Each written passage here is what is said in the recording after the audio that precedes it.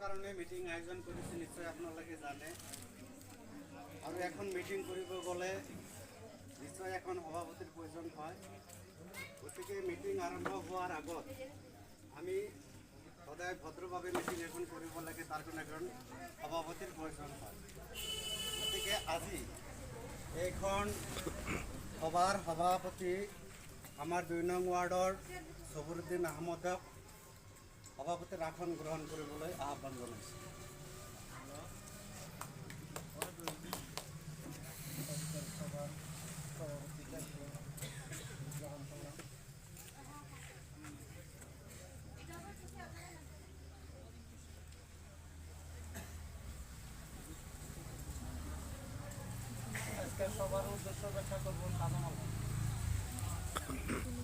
সম্মানীয় আজিৰ সভাৰ সভাপতি মহোদয়, আমাৰ সভাত উপস্থিত থকা গৰৈমাৰী ব্লক কংগ্ৰেছৰ সভাপতি নুৰ ইছলাম ডাঙৰীয়া মহোদয়, উপস্থিত আমাৰ টুকুৰাপাৰা জিপিৰ কংগ্ৰেছ দলৰ প্ৰাৰ্থী কাউন্সিলৰৰ তথা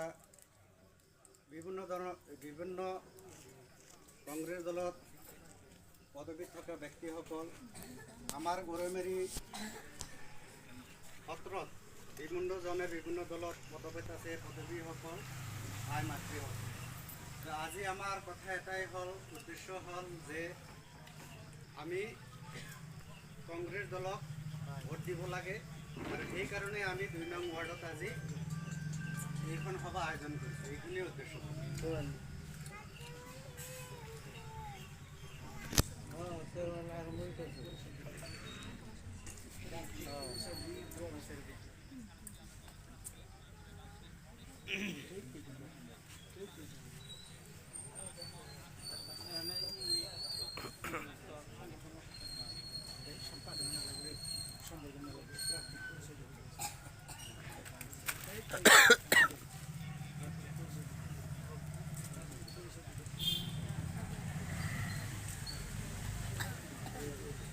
দাদা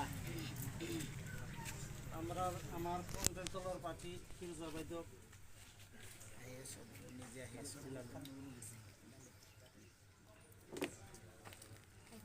আসসালামুআলাইকুম, নমস্কাৰ। আজিৰ সভা সন্মানীয় সভাপতি গৰাইমাৰী ব্লক কংগ্ৰেছৰ সভাপতি আৰু আমাৰ ভাৰতীয় জাতীয় কংগ্ৰেছ দলৰ বিভিন্ন পদবীত থকা বিষয়ববীয়াসকল আৰু আমাৰ কংগ্ৰেছ কৰ্মী ৰাইজসকল আৰু আমাৰ আইমাতৃসকল। মোৰ নাম ফিৰোজা বেগম, 15 নম্বৰ টুকুৰাপাৰা গাঁও পঞ্চায়ত